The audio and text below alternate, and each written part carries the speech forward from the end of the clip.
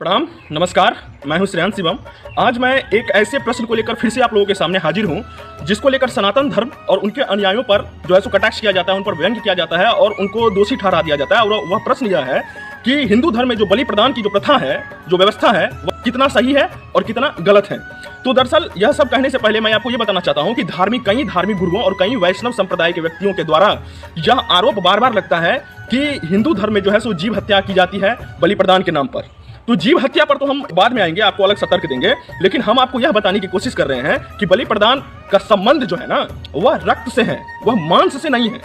ठीक है, बलि प्रदान का संबंध रक्त से है, मांस से नहीं है। आपको ये मैं बताने की इसीलिए कोशिश कर रहा हूं क्योंकि यह जो शाक्त संप्रदाय है, शाक्त संप्रदाय जो शक्ति की आराधना करते हैं, वह बलि प्रदान देते हैं अपनी देवी को प्रसन्न करने के लिए। अच्छा, ये तो हो गई पहली बात। दूसरी बात यह है कि ये जो शाक्त संप्रदाय है, ये किसकी आराधना करते हैं? शक्ति की आराधना करते हैं। अब हमारे शरीर में आप एक चीज देख लें, अब हम ये विज्ञान की दृष्टि से आपको हम समझाने की कोशिश कर रहे हैं। हमारे शरीर में किसी के शरीर में मांस कम रहता है तो वो पतला रहता है, किसी के शरीर में चर्बी ज्यादा रहती है तो वो मोटा होता है। इन सब के बावजूद वो जिंदा रहता है। लेकिन हमारे शरीर में शक्ति का स्रोत, मूल स्रोत क्या है? रक्त, खून। ठीक है, शक्ति का मूल स्रोत है खून। इसीलिए वो जो शक्ति की आराधना करते हैं, वह मांस नहीं चढ़ाते हैं बलि प्रदान के नाम पर, वो रक्त चढ़ाते हैं। आपको हम एक फिल्म का उदाहरण दे रहे हैं, वह फिल्म है बाहुबली। उसमें बाहुबली 2 में जो है एस.एस. राजामौली के निर्देशन में यह सिनेमा बनी है। कालिकेय के वध करने से पहले जो बलि प्रदान की व्यवस्था रहती है महेशवती साम्राज्य में, तो भल्लाल देव तो बलि प्रदान कर देता है। लेकिन जब बाहुबली की बारी आती है तो वो क्या बोलते हैं कि देवी को प्रसन्न करने के लिए किसी निर्दोष जानवर की हत्या क्यों, मेरा उमड़ता हुआ रक्त समर्पित है।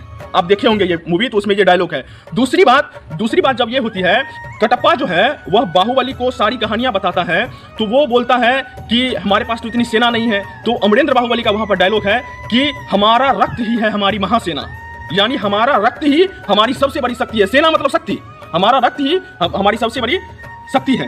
तो हम आपको चूंकि यह बताने की कोशिश कर रहे हैं कि वो जो बलि प्रदान की व्यवस्था की गई है, वह दरअसल इसीलिए की गई है क्योंकि हम वो देवी को शक्ति से आराधना करते हैं और वह जो सबसे बड़ी शक्ति है खून के रूप में, वह देवी को समर्पित करते हैं। इसीलिए आप देखे होंगे कि बलि प्रदान के बाद कई लोग उस जो रक्त रहता है उसका चंदन भी करते हैं। आपको वो इसीलिए नहीं करते हैं क्योंकि किसी बकरे की जो है मृत्यु हो गई है, वह इसीलिए करते हैं क्योंकि वह जो है एक प्रथा है।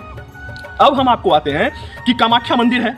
कामाख्या मंदिर में आप देखे होंगे कि वहां पर भैंस का जो मेल वर्जन होता है उसका बलि प्रदान होता है और उसके धड़ के, उसके शव को जो है वो जंगलों में फेंक दिया जाता है। कामाख्या के पास जो जंगल है उसमें फेंक दिया जाता है। उसका कोई लोग कुछ खाते नहीं है वो लोग, वह सिर्फ और सिर्फ खून चढ़ाने के लिए ही बलि प्रदान की आवश्यकता होती है।